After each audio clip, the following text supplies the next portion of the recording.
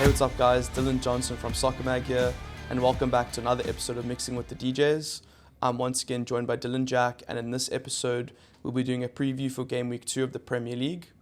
This week, Man United are kicking things off once again, but instead of hosting at Old Trafford, they're travelling to Brighton. Dill, as the Man United perspective, what are we thinking this week? Ooh, I'm a little bit more nervous this week than what I was in the opening week. I mean, United haven't had the best record against Brighton recently. I think they've only won 2 of the last 6 games. This is definitely United's bogey team. And yeah, I mean, it's definitely a worry. It's a game that we haven't done well in. I think they won 4-0 in Erik ten Hag's first season. Now, I mean, he's got players that kind of suit his plan. Obviously, he's about 3 seasons into this now, so more of a settled team, but it's still a worry because during last season, which was completely chaotic, obviously they came to Old Trafford, Brighton, and again slapped us up 3-0 with Adingra and Welbeck both scoring, and both scored in their 3-0 win against Everton. Yeah, so it's just they right into form, and now United have to go over there. Brighton, they're going to be a step up in challenge from what United faced against Fulham. I think it's just they've got players like Adingra and Welbeck that can just absolutely tear you apart on the counter attack, and they also like to keep the ball a lot. So it's going to be a tough one. I think obviously it's going to be a tough one. United have a bit more of a settled midfield now, more of a settled team than we had when we played them last season. I think last season we conceded a lot of goals to cutbacks when wingers were. Generally, we conceded a lot of goals like that. And last season. So this season, we have more of a sort of a settled defensive midfielder. Casemiro's in better form than what he was, which is good. But it's still going to be a tough one. I'm sort of hopeful that United can escape this one with a draw. I think that would be if United can get out of this with a win, that's a huge bonus. I think Brighton are going to test a lot of teams this season. They've got a good settled lineup. I agree. I think that this Brighton team, even though they're a relatively unknown entity with a new coach and, you know, the churning of players they always have every season, I think their first game against Everton showed that the foundations are still there. They're a serious threat with the ball. Even without the ball, you know, Everton didn't really create much at all. And yeah, I think that Minter, particularly, I think the way he played against Everton could really hurt United. Kind of gives me prime Sadio Mane, the way he plays, the way he runs with the ball, the way he passes the ball. I think he's a very exciting player. And I think from a United perspective, considering like what you said with the stats and the form, a draw at Brighton is probably going to be a very good result this season, especially that United are still building. And it just shows progress in general that, you know, if you go there, get slapped last season, this season you don't. I think it shows good progress. And I think that's what we're kind of looking for, is just the consistency in performance now. It's still early days in the season. There's still, you know, a lot of shocks and turnarounds that are going to happen this season. So it's more looking at sort of, can we build on what we did against Fulham? Was that just a flash in the pan? Can we actually show it away from home? Can we show that same solidity in midfield that we did in that opening game? That's what we want to see, is just the consistency in performance. And I also think a big thing is probably just to limit Brighton. I think, you know, the narrative about United last season was conceding 20 shots a game every game. But against Fulham, it was way more tidy, or way tidier. If they can do that again against Brighton, another sign of progress. I know we chatted about it off camera, but do you think Xerxes will start this week? I don't think so. I think you keep him as an impact player. I want to keep Mason Mount in that attack, even though he doesn't offer a heck of a lot when United have the ball. I think off the ball, I don't think United will see as much possession in this game, and I think Mason Mount, with his pressing, with his energy off the ball, is going to be really, really important in this game. I think Xerxes can still come on, mix it up. If United do need a number 9 to hold the ball up, then he can do that really, really well. But yeah, I think keeping him as an impact player is probably a good idea. And then the other sort of question marks will be whether Garnacho starts. I think you keep Rashford. Yeah. I think Rashford's just a better all-round player. And offers a bit more all-round, and his decision-making is just a bit more mature than what Garnacho's is at the moment. And then the other question mark will be whether Harry Maguire keeps his place. He was really, really solid against Fulham, but getting his pace is a little bit worrying, especially if United do play a high line. I wouldn't be surprised if De Ligt does start in this game. Just because he's a bit more he's just a bit he's more, essentially the number one partner to Martinez. Martinez, that's what he's been signed to do, is to be that number one part. And now with the extra week of training under his belt, we could see him come in for Maguire, I think. Great. What score prediction are you going for? So, wearing my United hat, I'm going for a 2-1 United. But if it's a 2-2 or 1-1, then happy with that. Absolutely happy with that. Okay. Yeah, so... Yeah. I think I'm going to go for a 2-2 draw. I think what you've said is completely spot on, that even if United do get a draw, obviously they're 1-2 win, but it'll be a great sign of progress. Brighton look like they've started the season how they did last year. Yeah. Very lethal and will create chances. So I think it'll be a good result. Yeah. A draw or, a win even would be great. Yeah. Should we move on to the next game? Yeah. Next up, we're going to, just a little disclaimer, we are going to mostly focus on the bigger games, so top 6, but we will be giving predictions briefly and talking about the lesser games. So next up, we have Crystal Palace versus West Ham. Do you have anything to add about this game? Two teams that there were a lot of expectations about, I think, in terms of their transfer activity. Obviously, with Crystal Palace and the players that they have, and West Ham signing quite a lot in the window. I think there were a lot of expectations that these two teams would kick on, but didn't quite have the best opening round. So both teams will be desperate to get out to win. But I do see Crystal Palace. I think Palace were really unlucky against Brentford. I agree. So I think this is the one where Crystal Palace really explode, and I think they get the win. I completely agree with that. I think West Ham against Villa is probably going to be one of the most difficult games this season.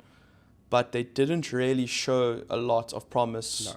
Don't think they created too many opportunities. No. They got the penalty to get back into the game. But even then, I think Villa should have probably got 2 or 3 more goals. Barely hit the post. And any other day, he scores that goal. Yeah. And Palace, I think they looked good against Brentford. Yeah. Like you said, the Eze free kick should have been a goal. Yeah. And it was just, I think, one of those days where you can see things are still clicking there. Basically, a new attack. Yeah. And yeah, I think 2-1 per Palace is a good score for this. Yeah, yeah, I agree. Yeah. Next up, Fulham versus Leicester. Not too much to say about this. Leicester, good start, on their first game back, drawing to Spurs. Yeah. But I kind of think that was more Spurs letting it slip than Leicester showing that they are back to the Premier League. Yeah. Fulham as well, but underwhelming starts. Yeah. We've seen them play way better against Manchester United than they did in the opening day. Yeah. I don't think there's too much in this. I could see it being another draw. Yeah.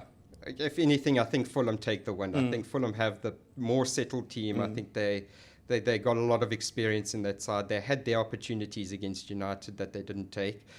So yeah, I think Leicester were just kind of very poor. Vardy's party aside, I think it was they weren't great. So and looking at their squad, not very. There's not a lot of depth in there. It still looks like a championship squad. It still looks like a team that could probably win the championship, but has not made the jump to the Premier League at all. Yeah. So I'm worried for Leicester this season, but I think I'm going to go 1-1 Fulham, but I could definitely see. 1-1 draw, but I could definitely see a Fulham win. Yeah. Third up, we have probably the slaughter of the weekend, Man City versus Ipswich at the Etihad. I don't think Ipswich, as much as I like them as a team, I don't think there's much of a chance here. Yeah, there's good signs. I think they showed good signs under McKenna against Liverpool. I think there's good things happening there, but going to the Etihad is it's another ask entirely against the City team. City didn't have to get out of third gear to get there opening win of the season. I don't think they'll have to really get out of third gear for this one. It's going to be a question for how long Ipswich can block and can hold that deep block and keep City out for. I think that's really, and City just have far too much ammunition, I think. Yeah, and even though they don't have Rodri, yeah, you didn't notice it at all against Chelsea, and that's been their biggest problem. Yeah, I think Kovacic played really well. He stood out, and I think Savinho and Doku, I think that's one aspect where Liverpool don't really have threats out wide in the same way that Salah and Diaz, they get the ball out wide and they try to beat a player, but they're always trying to get in behind. Whereas Savinho and Doku are the exact opposite. They get the ball and they run straight at their defenders. So I don't know how well Ipswich could handle that, especially the space it creates for Haaland and Kovacic and all the players running through. So I think it'll be a even bigger test to see how Ipswich handle it, because I know they're also stubborn. They will play it from the back. They will stick to their game plan. But you know, the chances are that potentially City could have Gundogan back in their squad for this game. You know how quickly that transfer is now moving from Barcelona. So I mean, that's just another excellent player in their midfield and a goal scorer as well to get in there. So I think straightforward for City. I think 2 or 3-0. Potentially even a 4-0 you're looking at. I think 3-4-0. No, I don't think we need to talk much about that. I think it's pretty it's by how much. That's the question. After that, still on Saturday, we have Southampton versus Nottingham Forest. Also one of those games, honestly, not really much of a narrative. Forest drew to Bournemouth. Southampton lost to Newcastle, even though they are one man up for basically the entire game. Could see this being another draw. Honestly, I think a 1-1 is probably is written all over it. I think so. I think both teams don't really have a huge attacking threat. And I don't think their defenses are particularly good either. So you never know. Maybe it's one of those games where it's 2-2 or something. But I'm gonna go 1-1.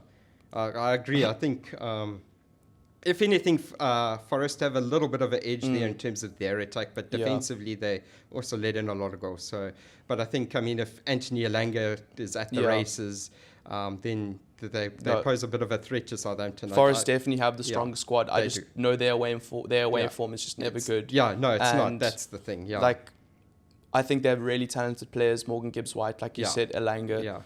They have really, really good players, but they just don't consistently, provide the goods. So probably a draw. You're right.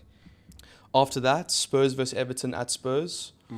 What were your thoughts on Everton in the first game? Because I personally think this could be an interesting season for them. More settled under Dyche, did like his second or third season now. And they showed huge promise last season.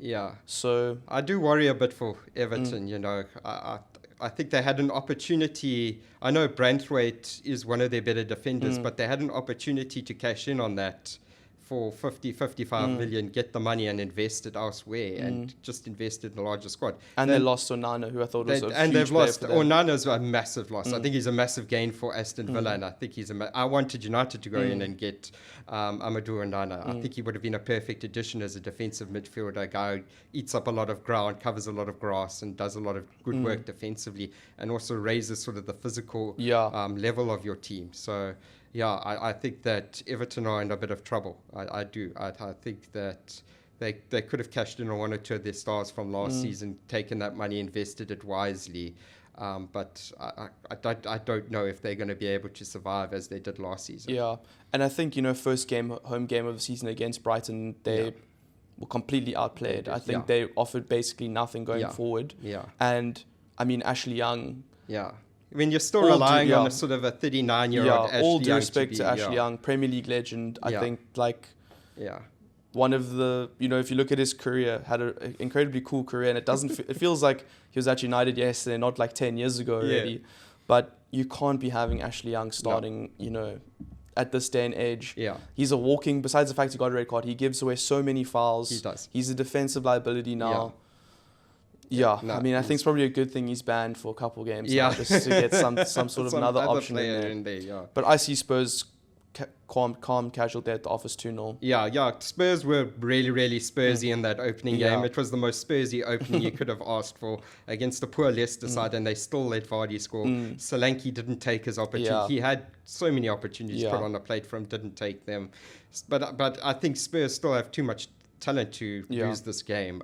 Pedro Porro off to a flyer. Son, Solanke. I think Solanke is going to get his opening goal in this one. I agree. So yeah, I think this is going to this has to be a win for Spurs. Yeah. Next up, I think this is probably the biggest game of the weekend. Villa versus Arsenal. Oh yes, this is the foe from last season. The title, the guys that took the title away from Arsenal. Yeah, and it's back at Villa. Yeah. What are your thoughts on this? Because I think Villa, they're still a huge threat. They are. They're a massive threat. And I mean, they showed their depth when John Duran came on and got that goal. I mean, he was meant to be going to West Ham. That transfer didn't quite happen. Came off the bench and scored the winner against West Ham. So they've got some serious depth in their team as well. Now with Onana slotting into that team seamlessly, didn't take him long to get his first goal. Again, he raises the physical level of this Aston Villa side. And they have some really tidy footballers in there as well. Obviously, we've mentioned Watkins and Bailey. I think that this is the first real big test for Arsenal. I think that Aston Villa should be favourites going into this one. I really, really do. I think this will, because Arsenal's team are still incredibly strong. Yeah. And with the signing of Calafiori, I think their defence has only gotten better. They had the best defence in the league last season. Yeah. I think their biggest problem still, though, is I don't know how clinical they are. Yeah. I know that against Wolves, Havertz got the goal, Saka got the goal. But they have such an over-reliance on Saka that it's actually getting ridiculous now. If he doesn't score, create, there wasn't really much else from any other player. No, that's a very good point. He kind of carried them through that opening game. So. And if he doesn't play well against Villa, I don't see where they get the goals. Yeah. I think Martinelli hasn't been his usual self. No. I mean, since last season. No. And they're selling Eddie Nketiah. Yeah. Whatever you think about him, he's still an option to have on the bench. True. I think this will be a really tough one. And I'm going to go for a draw. Yeah. Just because I think that Villa also, Unai Emery it's personal. Yeah. This game is personal to him. So he always sets up it's a huge tactical battle. It's Emery versus Arteta. And I think Emery has had the edge the last 3-4 times they've played each other. Yeah. I go for Aston Villa win, obviously. I think that, honestly, Aston Villa should have... Arsenal do have a solid defense, but I think Aston Villa have those threats up front, and I just think this has been similar to how Brighton's been a bogey team for United. I think Aston Villa are just one of those teams that Arsenal struggle against. And I think if Arsenal do go there and win, that's a huge psychological... That would be massive. They've got Wolves ticked off, they've got Villa away, probably I would say one of the most difficult, not including other top 6 teams. Out of the rest, the most difficult away fixture. Yes. I mean, they beat City, they beat Arsenal last year. Yeah. They can tick this off. That's massive. They're not messing around this season. Exactly. But I'm going to go for a 1-1 draw. Yeah. I don't think there's much more to add on that. No. On Sunday, first game we have Bournemouth versus Newcastle. And another cool one to watch for the neutral, both attacking teams. Yeah. Bournemouth didn't get off. I mean, they drew to Forest. But Newcastle, solid... a win against Southampton, even though they're 10 men. 10 men, yeah. What do you think? I think this is not really much to say about this game. Yeah, there could be a entertaining, high-scoring draw at Newcastle when, depending on how Newcastle are defensively. But I think Newcastle should take this. I would say 2-1 or 3-1, I would say. Yeah. I completely agree. Yeah. I think Bournemouth, it'll be a tough challenge. Yeah. But I don't know, Newcastle, I think they have, they're not struggling with injuries and their starting 11 is very strong. Yeah. So I think I'm going to go for a Newcastle win as well. Yeah. Second last game of the weekend, we have Chelsea travelling to Wolves. Yeah.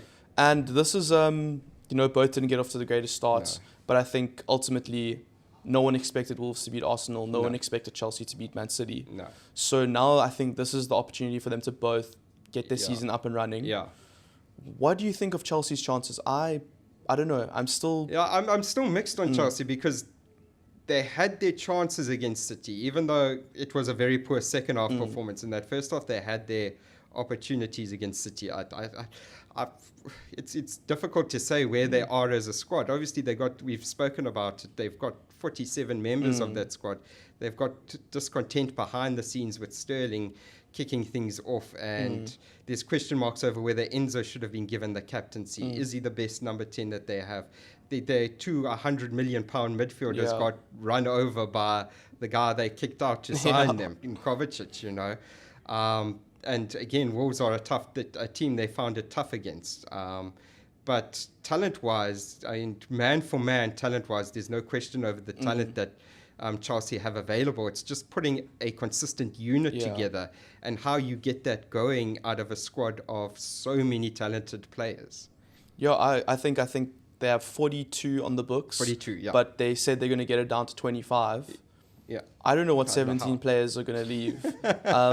Bargain bin sale. I can't even, like, if you had to say, try and imagine 20 Chelsea players, there are so many, I don't think I could actually, like, I can't even visualize 20 Chelsea players because there's so many random players a part of that squad. Yes. But and the thing about the Chelsea and the talent is, I think this is the third season now we're saying it, that their talent's undeniable, but they just need to find that consistency. Yeah. But they just still haven't. I think last season it was the exact same thing where on their day the talent came through, but every other day they would get beaten by teams they shouldn't have lost to. Yeah. Exactly. So this is a game where I think first away game of the season. Yeah. Tail almost between your legs, but Wolves are not as strong as they are last season. I think that they've lost Neto, their best attacker. I think they've lost Kilman, their best defender.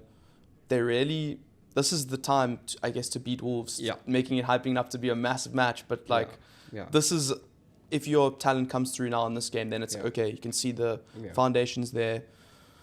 I just don't, like you said about Enzo, looking at the midfield three that started against City of Lavia, Caicedo and Enzo, that can't be a £250 million midfield, which is what it costs. Just looking at that. Exactly. Yeah. They have, I don't think there's been an indication of any of those three. No. To be fair to Lavia, he was injured the whole of last year, but especially from Enzo and Caicedo, that they're north of, compare Declan Rice to Caicedo and Enzo. It's actually despicable to compare them. Because the performances have been so complete polar opposites. Exactly. So we're giving them another opportunity. So I think I'll give a Chelsea a win, Yeah, I think Chelsea, if they're going to banish this sort of hoodoo against Wolves that they've had recently, I think this is their best opportunity that they're going to have. So I'm going to go for a 2-1 Chelsea. Yeah.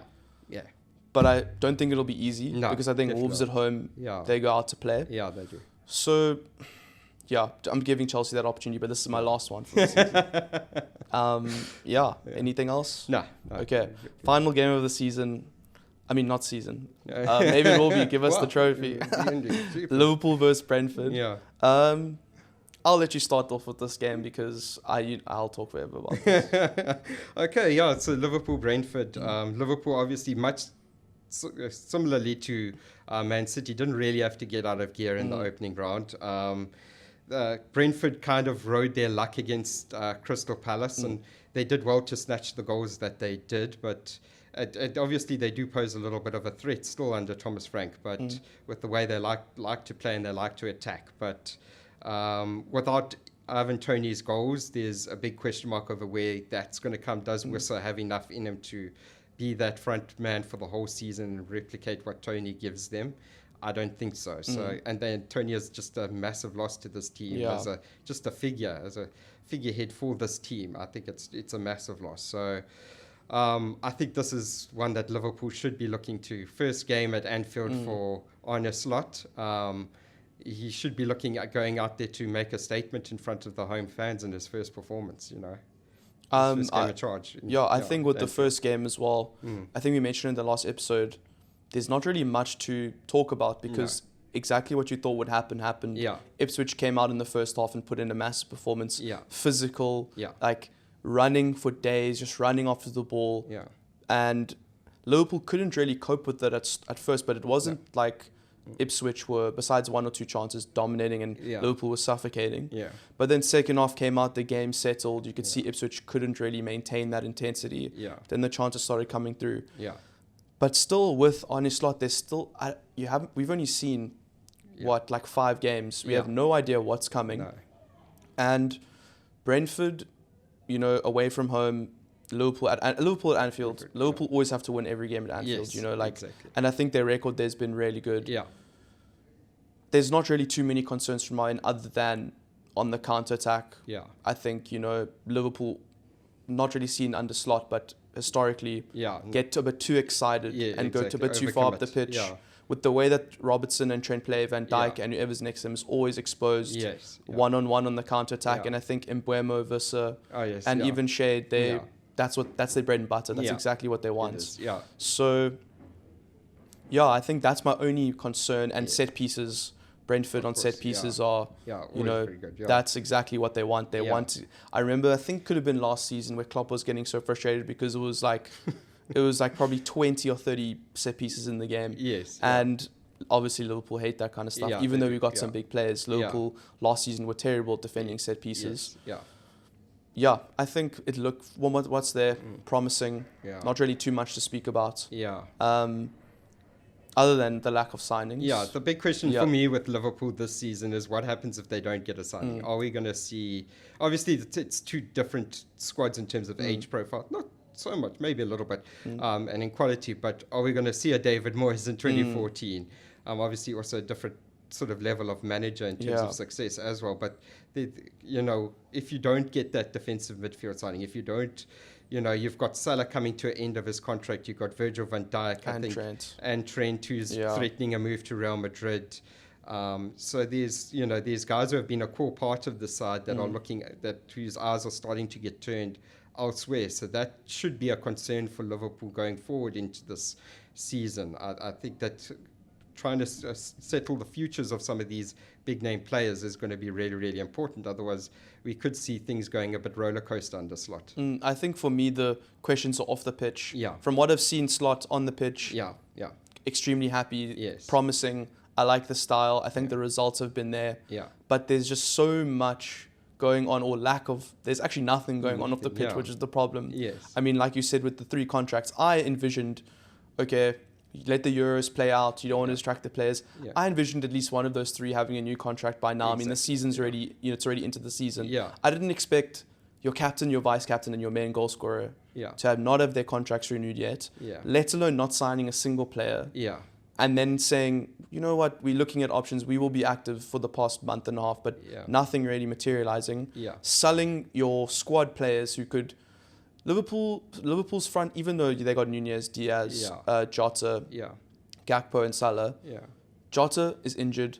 You can't rely on him for 38 games in a season. As soon as he, inevitably gets injured, you lose Diaz or you lose Salah. I hope not. But if we lose Salah, we have no one coming on the right-hand side. Harvey Elliott isn't that guy. No. Midfield-wise, we have a lot of midfielders, but once again, McAllister gets injured. He is the key to that midfield. So no one else can play that role. Defenders-wise, losing Van Dijk's always terrible, but now with Quansah and Konate, I'm okay with that, but also going back to injury problems, you can't rely on Konate because he's injured all the time. Exactly. So the thing with Liverpool, when they have all their players fit, like right now, you look at the squad, it's a potentially a league contender. But the problem is Liverpool, over the past 3-4 seasons, have always pushed their squad. I mean, relying on Thiago as your main midfielder for 3 years, and he played 5 games. I mean, he didn't play a single game last year. Konate, injured, misses 10-15 games a season. Jota as well. We always go into season, Jota scores in the first game, and you say, let's go. Misses 3-4 months. And then it's always within, pushing the limits of the squad's great, but there's never backup. And I think that's our worry now, and that Jurgen Klopp could get, he could get by with winning the Carabao Cup last year by having 18 and 19-year-olds and in their debut, because that's what Klopp does. We don't know enough about Slot, and he's a new manager taking over, building the ground back, the club back up from the ground, and you're putting him in the worst possible position. You're not giving him a fighting chance. If it doesn't go wrong, I mean, if it goes wrong, you've given him no signings, no depth. His 3 biggest players are potentially going to leave for free. His competitors are all strengthening. You're like, honestly, it's not a good look. And it is giving Glazers vibes. It's giving a lot of how the Glazers used to manage United by getting in. But oftentimes, at least when the Glazers got in a new manager, they tried to back him with something. I mean, United have always before the tap turned off. But I mean, United have always. I mean, besides Moyes, who wasn't really backed at all, but I think that I remember I watched Thing with Moyes, and he said that was more the targets that were wanted went elsewhere. Like he said, was it Gareth Bale?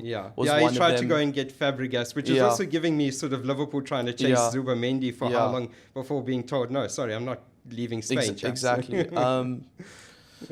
But yeah, without getting sucked into that hole too much, I think I'm going to go 2-0 Liverpool. Yeah, I do think, I think that's obviously more of a focus for the future for Liverpool. Right now, I think they've got the team and they've got the starting lineup to beat this Brighton side. I mean, Brentford side. Brentford side. So I think it's sort of 3-0. They should go. They should go and win. Good, solid start for Arne Slot.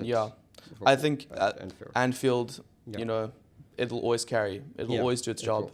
So to lose to Brentford would be... Then there will start being a bit of red flags if Liverpool don't get the win out of here. I think with no signings, with question marks over senior first team players, then there's red flags, early red flags. But I think also, luckily for Slot, he's in the position now where the fans have sympathy. They're not going to turn on him. They're going to turn on the FSG and the ownership. That's what they're going to turn on.